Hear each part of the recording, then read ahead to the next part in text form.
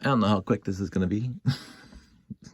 Knowing me, it's not going to be. But anyway, so I built this puzzle because I saw it on TikTok. And it's called the 4F puzzle, or basically, I already took a video, I think, about this, but if not, I'll just reiterate. So the idea is that these 4Fs have to be placed onto this gray area here, like so they're flat like that, and all 4Fs have to fit on there, and they do. And then so I just built the top first with the tiles, and I thought I wanted a storage area to put the 4Fs if like I'm taking this to shows or somewhere else. So I built the rest of this box on top of it. It has this little storage area, and I said, well, that's a board cube basically. It's kind of meh. So I spent last night and part of today to basically build, gussy it up, as they say. Boom. So yeah, it is whatever. Again, I'm not hide those things. I'm not a fantastic detailed builder, but here's the box. You'll hear something moving around inside because basically I also wanted the area here to be removable. I mean, it's part of the puzzle because it's easier to fit the 4Fs on this than it is to have that there. But I wanted this removed because I want this thing to sit on like a desktop or somewhere. It looks like a jewelry box / keepsake box or whatever. But it's a puzzle. So what happens is you open it up. Nice little inside, and that's where you keep all the 4Fs down here and this piece here. And then ta-da! And you can bring it to shows. So I dolled it up a little bit. This wasn't curving up before. I don't know why it's curving up now. Figures when I start the video, it starts curving up. Maybe that's better. So basically, you open this up. You put this piece here. So this piece comes off relatively easy, like that. And then, yeah, you dump the 4Fs out, and then you have to put the 4Fs on the top here. You have to, let's put the front one there because I don't want to give away the ending. I'm not going to show you how to do it, but I wanted to make it look prettier. And I think this looks prettier. I went with a herringbone pattern, both inside and outside. You can see the white has got a herringbone pattern. And I don't know if you can see on the black inside also has a herringbone pattern, just because I wanted to add that little bit to it. My original concept was to add gold trim to this. Get some gold pieces on here, and that's why this hinge is not working very well. I thought I'm not a detailed builder as the new people are, the young generation. I was gonna put some gold trim on here, make it dull it up even more, but I didn't want to. When I started building it, I wanted to keep it small enough to just be what it had to be, but still nice enough to look like it can be just a keepsake box like that. And it is. I mean, you can just store stuff in there if you wanted to. I mean, it doesn't have to be a puzzle box now. Yeah, pretty blasé on the building technique as just pieces on top of pieces, parts on top of parts, bricks on top of bricks. Nothing fancy. The hinge is just made up of the old canopy, the roof pieces from the old sets that I loved when I was a kid, all the way across. The newest pieces are, of course, the 2x4 tiles, which haven't been out for that long, and of course the 1x4 tiles with the 2 studs on it, modified plate. Other than that, it's just basic brick all the way through, just like this guy. These are basic tiles and plates, except I have the inverted tiles, which again, haven't been around that long. And I keep on meaning to do this on my other puzzles. You can see the injection mold right on the edge there. And usually I try to hide the injection mold by putting it against another piece. So when I see them, obviously I didn't do that a good enough job on this one. Turn these two. It's just something overall, I don't care about seeing the injection molds on pieces, parts and pieces. But if I see it and it's easy to move, then I will do that. You'll see on some places here, like there, injection mold. So I don't put too much effort. No, that's not one. Most of these are newer pieces. But overall, I don't usually care about seeing the injection mold where it comes into the brick. But But sometimes they actually do care. And so, yeah, you put that piece on there, and then you have the four Fs, and then you basically have to fit the four Fs onto the white spot now instead of the light gray spot. Just fine. It's a much better looking box than this guy, right? That's why I did it. I wanted to, and originally I couldn't find my 2x2 modified plates or tiles that are L-shaped, but you guys call it 2x2. Well, I call it 1x2 with an extra stud, but anyway, 2x2 with the notch out tiles. I'm sure I have them in black. I haven't bothered trying to find them, so I substituted these just modified plates here, and that just reinforces it on the lid. I'm going to see what I can do about that corner popping up all the time, because it's bothering me now. It happens sometimes. What I might do is I just might move to one of these to each end so it locks in place. I'm happy with it. It can sit on a, I did basically the same thing for this guy, except a lot smaller. This guy, the actual container is not a puzzle, but what's inside is a puzzle, and it comes with all those.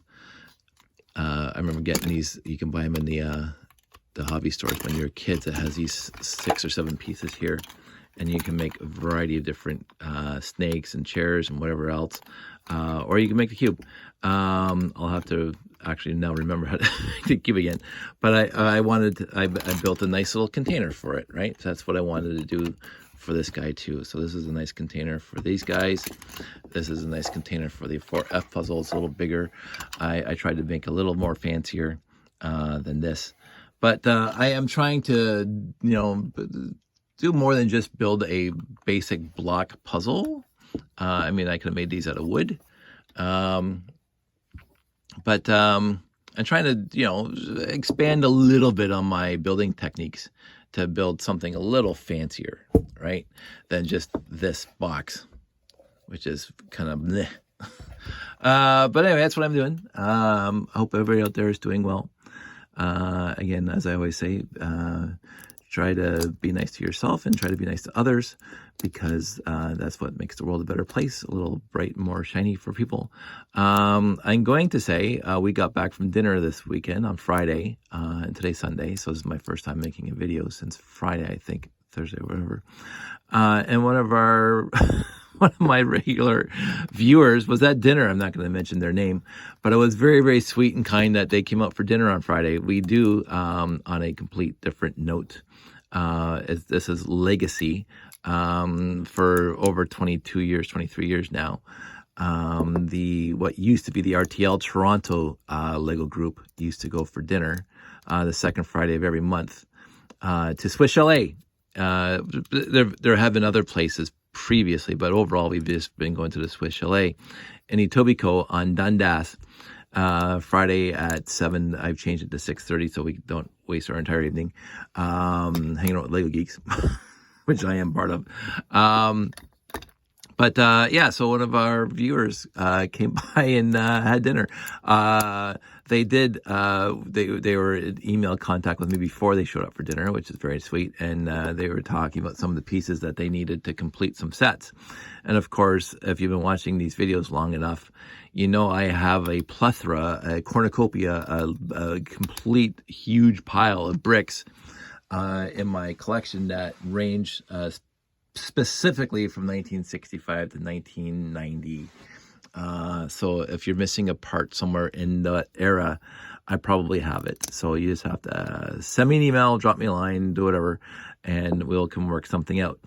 I don't give them away for free, but I am not charging Bricklink pricing. I don't care. I mean, if I wanted Bricklink pricing, I'd open up a Bricklink store. I appreciate Bricklink in its entirety, but for me, I just want sometimes just to help out a fellow builder and to get pieces out of my basement. So pieces that I'll never ever use, and that's 99% of my collection. So I just don't know which 99% until somebody asks me. And so what happens is somebody asks. I actually have a lot of monorail going out, which is surprising for me, but they only needed 6 or 7 monorail pieces, and there'll be an exchange. And I think that's great, because I do have a plethora of monorail, like a stack of monorail, and I will never I want to say this as clear as I possibly can. I don't think there will be a time when I'll be using all of it in one layout. The biggest layout that Jeff and I ever did was 12.5 by 12.5, and I did that. I keep on saying it was 10 by 18, but I think it was 7.5 by 18. And I used a lot of monorail track in those layouts, but it didn't come close at all to using even most or half or a lot of my monorail. So if a friend of this channel needs something, and I'm more than willing to discuss it, I have no problem saying, yeah, I can part with those pieces if you need them. Now I do make a proviso, and I don't check, but I do make a proviso that I don't want people just calling me up for pieces and then selling them to other people at Bricklink costs and whatever. I don't want that to happen. But again, after it's yours, you can do whatever you want with it. But if I find out you're not getting any more pieces off me, so 10 years, 20 years, no, I don't care. But like if you're hitting me up for parts and pieces just to sell, or complete a set to sell, then go buy off Bricklink. I mean, if you're selling your sets, then, or completing sets, or completing whatever that you want to sell to make money on, don't hit me up for parts. I am not interested in that. I am not interested in helping people complete sets to sell. I'm interested in helping people complete sets because it's nostalgic, or their childhood, or they're going to be doing a show with me in the future, or not. They don't have to necessarily do a show with me, but they're keeping it for themselves. I mean, this is from friend to friend. The expectation, and again, I can't enforce it, and I won't enforce it, but the expectation is that you will not be selling the parts that I quote unquote sell you at a huge discount from Bricklink, and the convenience of one-stop shopping for whatever parts you might need from 1965 to 1990 to complete sets that you want to complete. I know myself that in the past, I actually can't remember any specific examples. I know that Jeff and I would had a communal monorail because again, I didn't have enough switches and or half curves and blah blah blah. So some of the lot of monorails in a lot of monorail track in our old layouts was Jeff's and mine. Right now, I believe all the monorail track in the layout is mine. I hope I gave Jeff back all his monorail tracks. I do check the bottom. Jeff and I initialed our monorail tracks when we started doing layouts together. We weren't being petty. It's just, it's just easier at the end of the day to divvy up the monorail tracks if your initials are on. We used to do it for train layouts with base plates. We used to put stickers on the bottom of the base plates with our initials on them. And train track and all that stuff, because stuff will inadvertently get loaded in somebody else's vehicle and they'll bring it to next dinner. That's what happened. It's not being mean or untrustworthy to other people. It happens all the time. You're at a show and you're packing up quickly and then something ends up in somebody else's bin. And back then we would just see each other once a month anyway at the next dinner, and swap parts there. And I remember a bunch of dinners where we're talking on Lugnet at the RTL Toronto group, and somebody says, "Oh, I need this part. Can somebody bring it to dinner?" Obviously, I'll bring it to dinner for you, and we'll work out a price and or free if it's just a ubiquitous part that I don't care about. But that's the way I've always managed this, and overall, I've never been disappointed. I don't think anybody's ever turned around the day after and sold the part that I gave them for free or gave them a huge discount from Bricklink and turned around and sold it, because usually the only people who take me up on this are friends that I meet at dinner or at shows. So on a tangent on that one, I am honestly planning on downsizing, and what I did this weekend is I cleaned the garage, and I would conservatively say 7 to 10 totes of Lego in the garage, and that's not including the 3 I've already shipped to my friend Jeff of just basic bricks, like a rough net tote full of Lego bricks. I have 2 more in the garage now, so that's 5 altogether. Jeff needed them for his castle, the quote-unquote lent to him, and that's fine. It matters not to me. I will never use them at this point. And I have 2 more of those totes that are full of just basic brick, and I actually dropped one trying to get it off the rafters the other day, and thankfully what didn't smash all over the floor with parts and pieces. But anyway, we're picking up Lego in the garage for a little bit. But there are the other totes are full of built sets that I put in Ziplocs. Most of them are classic space, some are classic castle, some are town, some are the 70 sets that I've already done reviews on here, that just end up in totes, because I don't want to take them apart again and roll them back into the layout, because I don't need them in the layout. It's kind of, I mean, in the collection behind me, but it's just kind of nice to have them in a Ziploc. The problem is now I have 7 totes full of Lego, at least 7 totes full of Lego, in the garage, as well as my basement being full of Lego. And it's just, I keep on saying this, I don't want this hobby to take over my life. It's part of my life for sure, but I don't want it to take over the house. I don't want it to take over my entire life. I don't want to be sorting all day. I don't want to be, moving stuff around when I have to get at something. So I am trying to come up with a plan to downsize, and without putting way too much effort into like a full-time bricklink store, because that's what it would be. But I don't have a plan yet, so we're still ruminating on that, still contemplating, pontificating on what we're going to do. But it is there. So when I do say, if you do need a part, if you do want a set that you see me have multiple copies of, we'll work something out. We'll work out a price. We'll work out whatever. And again, as long as, quote unquote, you don't turn around and resell it tomorrow. And again, if you do, it's yours. When you give me the money and I give you the set, it is yours to do with as you please. It really is. But for my want of giving you guys somebody a set for a deep discount, because again, I made my money back just by selling it to you, because most of the stuff I got really, let's just use one hypothetical example. You want a Galaxy Explorer. I have 12 of them. The most expensive I ever paid for a Galaxy Explorer was $75. Of course, that was almost 2 decades ago. So, but the Bricklink price for a Galaxy Explorer is really stupid. Again, I don't know, I have my computer on, but we would come up between $75 to whatever the average Bricklink price is. And that would be what I'm gonna. And as long as you come and pick it up, or I meet you at dinner, do I want to ship it? If it's a necessity, and you're in Germany or you're in Hawaii, or you're somewhere else in the world that you want a Galaxy Explorer, and we work out a deal, then I'm going to ship it to you. But it's not going to be through Bricklink. It's going to be through just regular mail, and you may work out something, and blah blah. I have no problem with that at this point, as long as there's not like a huge rush on what I have. But in the end, I have to do something, because I am feeling a little, and the older I get, the more overwhelmed I feel by looking at my collection and how quote unquote big it is.